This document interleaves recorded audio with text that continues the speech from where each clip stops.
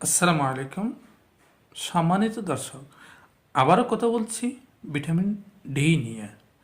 Vitamin D রোগ প্রতিরোধ ক্ষমতা বৃদ্ধির জন্য অত্যন্ত গুরুত্বপূর্ণ ভূমিকা পালন করে।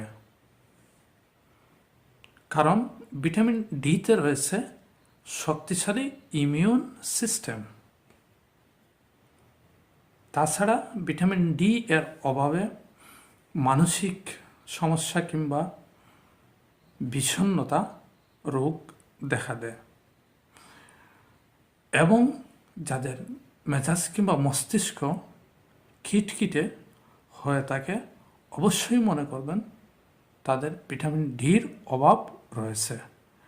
এই জন্য আমরা ভিটামিন ডি যুক্ত খাবার গ্রহণ করব। ধন্যবাদ।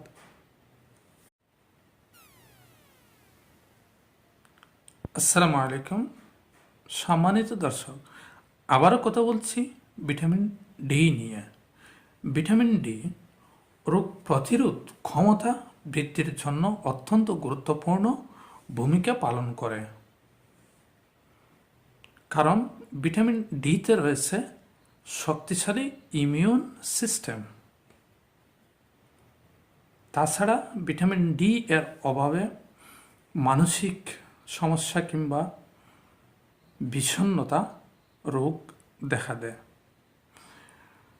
এবং যাদের মেজাজ কিংবা মস্তিষ্ক খিটখিটে হয়ে থাকে অবশ্যই মনে করবেন তাদের ভিটামিন ডির অভাব রয়েছে।